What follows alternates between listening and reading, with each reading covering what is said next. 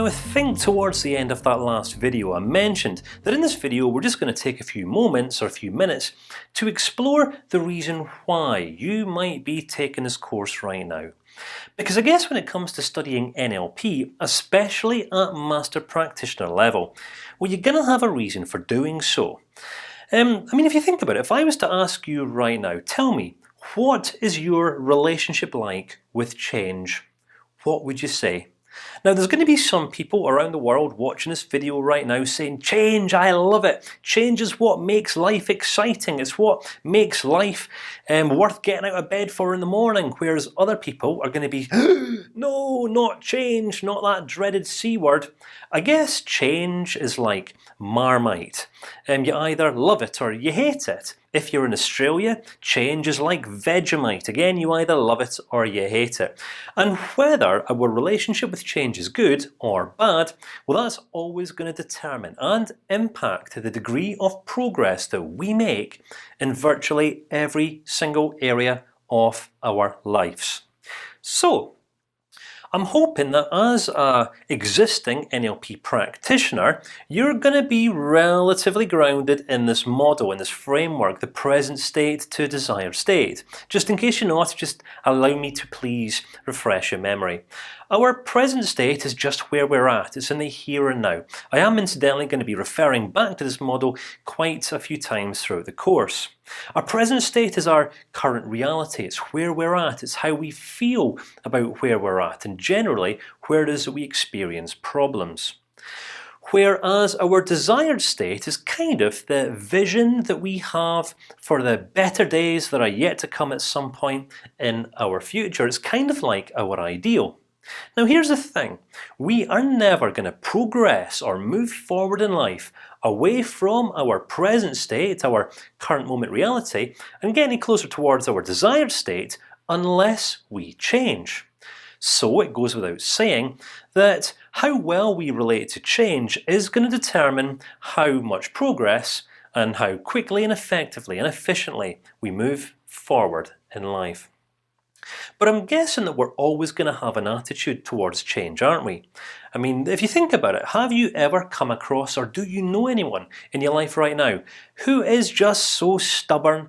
They have some beliefs, they have some thoughts, some opinions, some worldviews about life, how life should be most effectively lived, or perhaps they might just be stuck in a bit of a rut, perhaps a destructive behavioral pattern. And yes, they want to change, they want to see change happen, they want to experience change entering their lives, but they're not willing to take full responsibility for the process of change. You see, some people in life see change as a thing, waiting for change to come, waiting for change to happen. But you see, what I've come to appreciate over the years is that change is neither a thing nor is it a destination. Change is in fact a process, and it is in fact the one process that we all commonly go through in life. Change is like the only constant that we have, where many people in life will do everything within their power to avoid change. Change is inevitable. If you think about it, the weather is constantly changing. Our physical bodies are always changing. Our hair, if you think about it, we don't have any control over this. It's getting grey. We're getting more wrinkles under our eyes. We're all getting older. Everything's changing all the time. The economy is changing. Our physical health is changing. How other people are towards us is changing. Everything's changing. It's the one constant that we all have in life, but yet it's the one constant that many people in life hate and despise and do anything to avoid the most. So it goes without saying that if we are not changing, then we are not moving forward, and if we're not moving forward, we're never going to be experiencing the degree of contentment and fulfillment in life that only comes from knowing that we have moved forward as a result of our own efforts. So that's a long-winded introduction over, and here all I really want to do is just discuss and come back to some of the reasons why you're going to be taking this course. You're not going to be taking this course right now because you don't want to change. You are going to be taking this course because you want to change in some way, or you want to become a conduit of change, which is a term that I like to use every now and again. I don't know if you've ever heard the Chinese proverb. Have you ever heard it? Give a man a fish and he will eat for today. I mean, this is quite a popular one. Many people have heard this, which then proceeds and goes on to suggest that if we could just teach a man how to fish, well, man will be able to go on fish and provide food for himself for the rest of his life. Many personal development, self-improvement teachings kind of end there, but you see, throughout this course, what I'm going to help you to hopefully better appreciate is a deeper level of this ancient Chinese proverb, and this is the notion that if we can become the kind of people who can teach or help other people become effective at either teaching or helping other people to change, then we play a part in ending world hunger.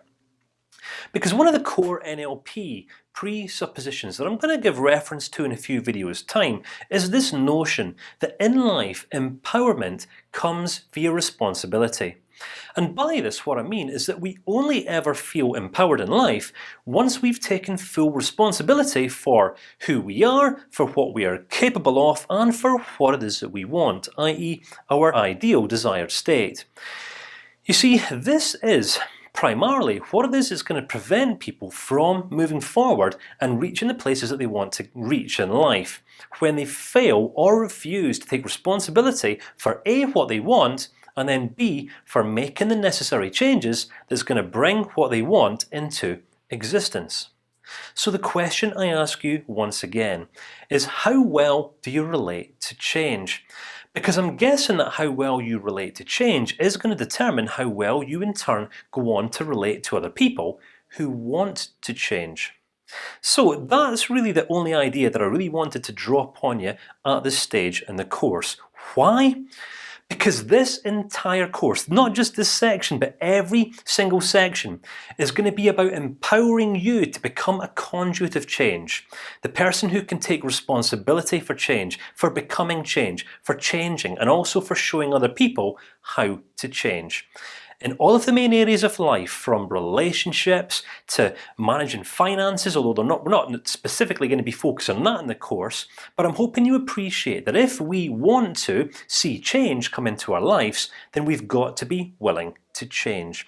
And just how well we relate to change is always going to determine how much change eventually goes on to happen.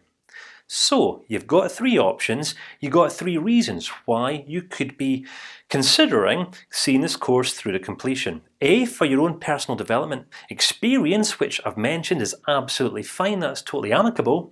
Or you might be a helping professional considering how it is that you can take some of these concepts to help other people make changes. Or you could, or you might be willing to consider becoming the kind of person who's going to take these ideas, take these notions, take some of these techniques and practices, and share them with other people in a way where they're able to put them on, apply them, experience them in the context of their own lives, with the understanding that is then going to allow them to confidently and competently share them with other people. Now, at this stage of the course, I'm not going to tell you what's right or wrong, but I'm guessing that now you have the opportunity to choose your reasons for persevering and carrying on with the rest of this training. So this is just to get us warmed up. In the next video, I'm going to give you a complete overview of everything we're going to be exploring throughout this course, so that upon completion, you're going to have a better understanding of just how it is that you might stand to potentially be that person who can facilitate some of these changes in either your own life or in the lives of those other people who you eventually go on to serve.